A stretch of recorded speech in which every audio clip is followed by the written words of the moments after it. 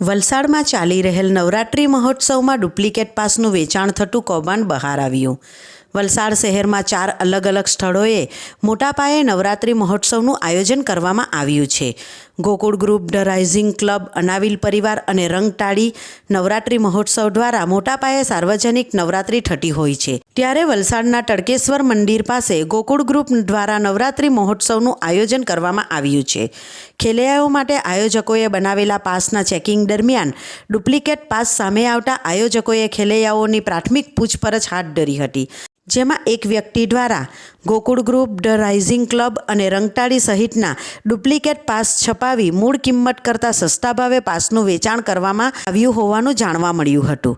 વલસાડ ગોકુળ ગ્રુપના આયોજકોએ duplicate pass સાથે આવેલા યુવકોની પ્રાથમિક પૂછપરછ કરતાં કેટલાક ઈસમોએ વલસાડના 3 ગરબા મહોત્સવના કુલ 1500 જેટલા પાસ છાપી પાસની મૂળ કિંમત કરતાં ₹100 ઓછી કિંમતે પાસનું વેચાણ કર્યું હોવાનું સામે આવ્યું છે. જેથી પાસ ખરીદનાર ખેલૈયાઓએ પાસ ખરીદી કરતાં પહેલાં જરૂરી તકેદારી રાખવા અને ગ્રુપના સભ્યો પાસેથી જ પાસ ખરીદી કરવાનો આગ્રહ રાખવાની અપીલ કરી છે. ગોકુળ ગ્રુપના આયોજકોએ ઘટનાની જાણ વલસાડ સિટી પોલીસની ટીમને કરી હતી. વલસાડ સિટી પોલીસની ટીમે તાત્કાલિક ઘટના સ્થળે પહોંચી આગળની તપાસ હાથ ધરી છે.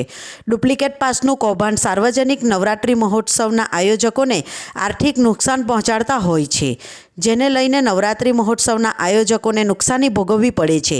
જેથી ખેલૈયાઓને જે તે ગ્રુપના સભ્યો પાસેથી જ પાસની ખરીદી કરવાનો આગ્રહ રાખીને ડુપ્લિકેટ પાસ લઈ ભોગ બનતા બચવા ગોકુળ ગ્રુપના આયોજક અને વલસાડ જિલ્લા વકીલ મંડળ બાર એસોસિએશનના પ્રમુખ પ્રવીણભાઈ પટેલે અપીલ કરી હતી. ડુપ્લિકેશનમાં અમારો જે ઓરિજિનલ પાસ છે એની અંદર અમારે ગોકુળ હોલમાર્ક મૂકવામાં આવેલો છે, જે સિલ્વરથી આમ ચમકતો દેખાય, અને જે પાસ ઝેરોક્સ કાઢી છે એનો આખો કલર પણ અલગ છે અને હોલમાર્ક પણ નથી.